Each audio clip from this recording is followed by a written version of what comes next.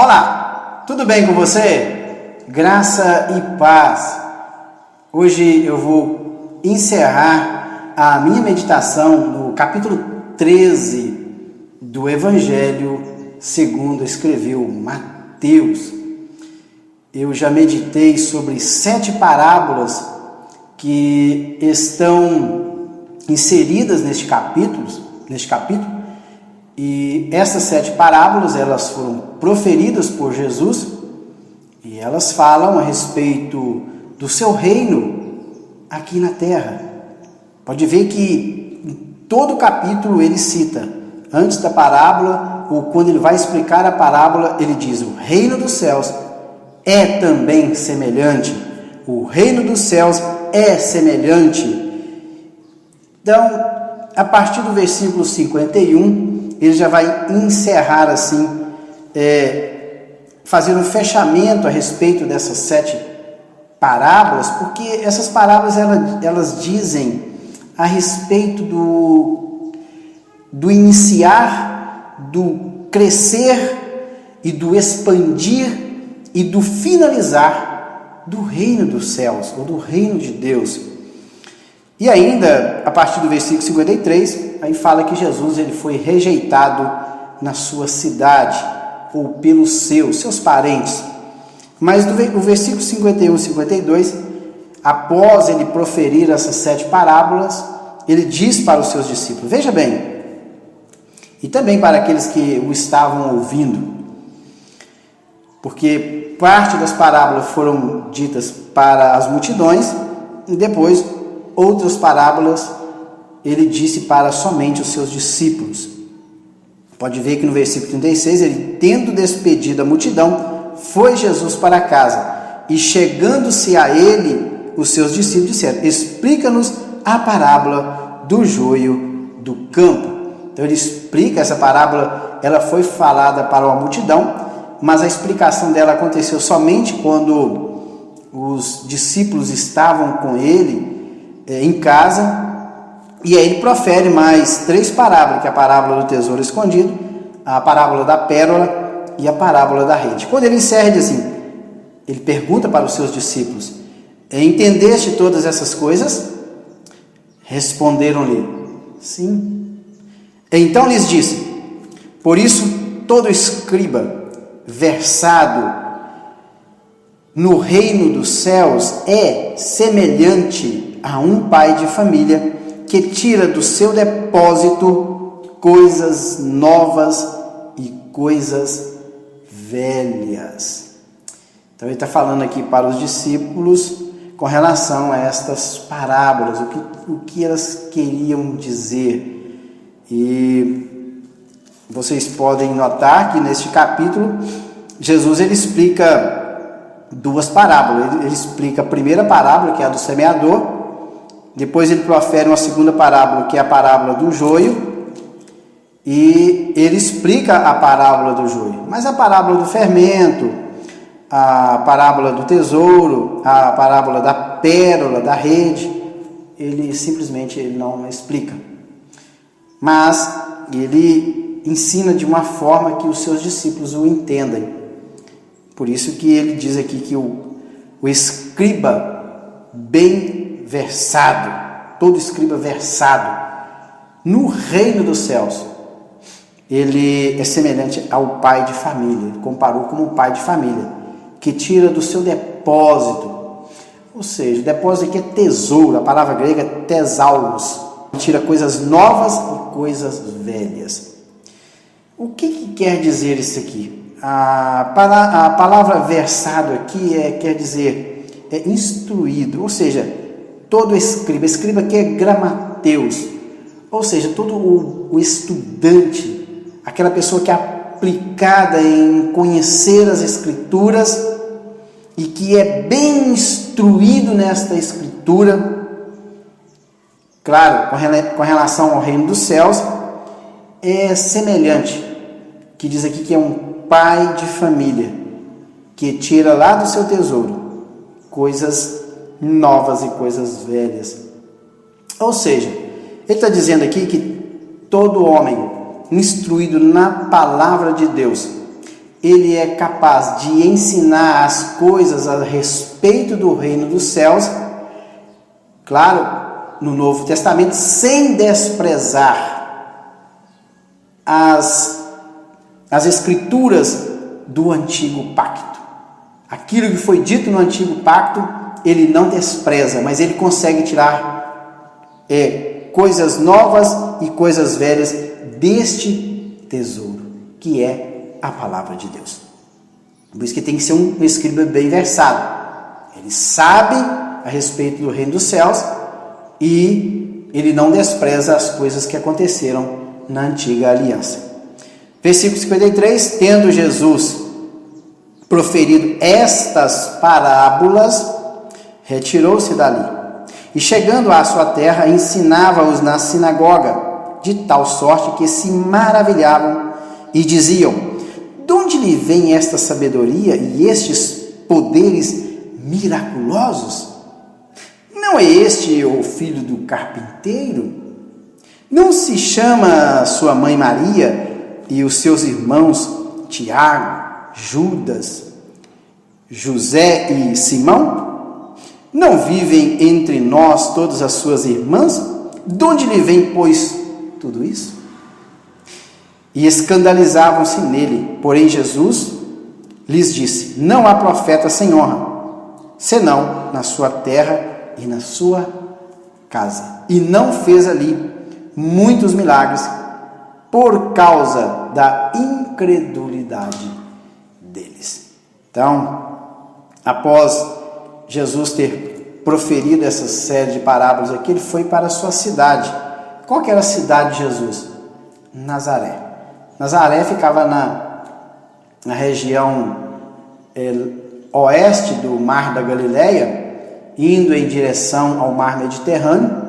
No vale ficava ali a cidade de Nazaré, próximo ao Mar da Galileia. Então Jesus foi para lá. Provavelmente Jesus estava na região da Galileia quando ele proferiu essas parábolas. Ele foi para a região de Nazaré, na sua terra, e como sempre, vocês podem ver que Jesus sempre ia ensinando. A operação de milagres, sinais e maravilhas era consequência da sua pregação. Mas o alvo de Jesus, o foco dele era ensinamento das Escrituras. Pode ver que nas parábolas ele estava ensinando o povo, através de parábolas, mas estava ensinando. E quando ele chega na sua cidade, o que ele vai fazer? Chegando ali, na sua terra, Nazaré, ensinava-os na sinagoga. Então, quando Jesus chegava na sinagoga, ele não perdia a oportunidade. Ele ia logo ensinar.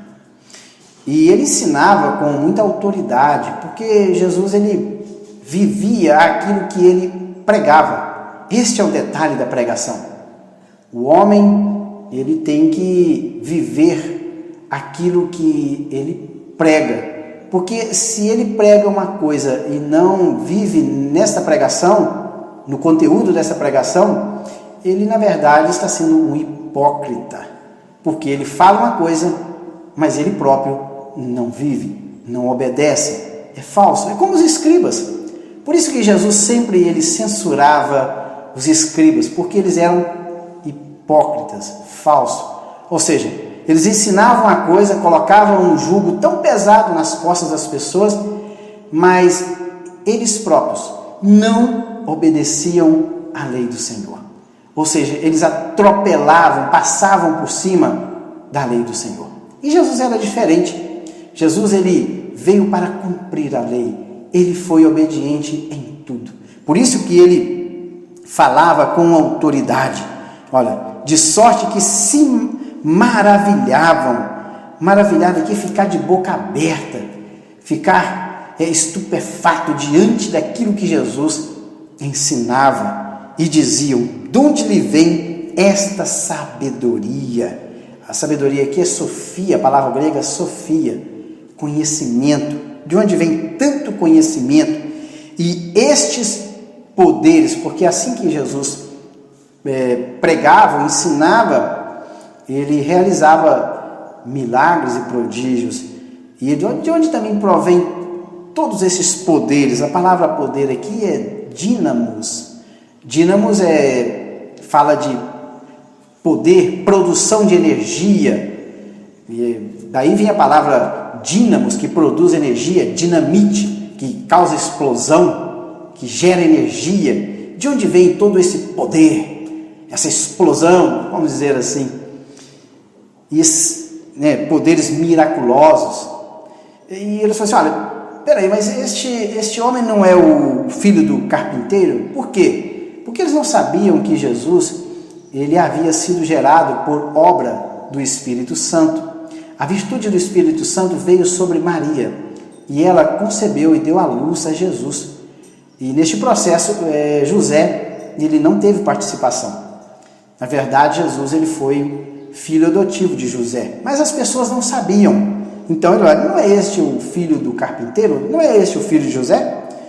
E não se chama também a sua mãe Maria? Lógico, sua mãe é Maria. Nós conhecemos seu pai, a sua mãe, e pelo que nós sabemos, este homem não é um homem tão rico para ter estudado nas escolas rabínicas em Jerusalém. Vocês podem ver que Jesus não era rico, não teve posse. Sendo Deus, ele abriu mão. E prova é que quando José e Maria foram cumprir o ritual da purificação, a oferta foi o pombo, ou seja, uma oferta de família pobre, no intuito de ali executar a purificação de Maria. Tem uma certa época que Jesus disse: olha, as raposas têm suas covas, ou seja, tem seu lugar de repousar, mas o Filho do Homem não tem onde reclinar a sua cabeça. Isso mostrando que Jesus, ele não era rico, ele se fez pobre e habitou entre nós para nos salvar. Então, esse não é o carpinteiro, o filho do carpinteiro? Não se chama sua mãe Maria? E também nós conhecemos os seus irmãos, claro, irmãos de Jesus aqui, porque depois que Jesus nasceu, José e Maria, eles tiveram outros filhos, está aqui, está escrito: Tiago, José, Simão e Judas eram irmãos de Jesus. Provavelmente a carta lá de Judas era o meio-irmão de Jesus. O Tiago, lá do Atos dos Apóstolos, não o Tiago que foi decapitado, mas o outro Tiago que falou no capítulo 15 do Atos dos Apóstolos, esse provavelmente também era irmão de Jesus, irmão por parte de mãe, por parte de Maria. E falou assim: olha, também entre nós vivem o quem? As suas irmãs. Mas, diante de tudo isso, de onde provém este poder, este conhecimento? E eles escandalizavam, ou seja, aquilo que Jesus estava fazendo era motivo de escândalo. Escândalo escândalo, a palavra, ela fala de pedra de tropeço, ou seja, Jesus estava sendo motivo pelo qual as pessoas estavam cometendo pecado, porque olhavam para Jesus, murmuravam e pecavam, sem saber a origem de tudo. Então, escandalizavam-se nele. Jesus, porém, lhes disse: não há profeta sem honra, ou seja, todos os profetas têm honra, só tem um lugar que ele não tem honra: na sua própria terra e na sua casa. Impressionante, até na casa ele não tem honra. E diz aqui que ele não fez ali muitos milagres. Por quê? Por causa da incredulidade dele. A palavra aqui é apistia. Apistia é não fé. Pistes é fé no grego, e a é um prefixo de negação na língua grega. Então, apistia é não fé. Eles não tiveram fé, porque olharam para Jesus e não para o poder de Deus. Quando nós olhamos para isso, claro, quando Jesus era homem aqui na terra, eles olhavam para o homem Jesus e não olhavam para o poder de Deus que agia na vida de Jesus. É isso que nós temos que fazer. Temos que olhar para o Senhor agora. Agora Jesus, ele está entronizado. Ele morreu, ressuscitou e está sentado à direita de Deus Pai Todo-Poderoso. E agora entronizado, nós temos que olhar somente para Ele. Ele é o autor e consumador da nossa fé. Está aí, portanto, capítulo 13 do Evangelho segundo escreveu Mateus. Nos próximos vídeos eu estarei entrando aí no capítulo 14. Fiquem com Deus e até lá.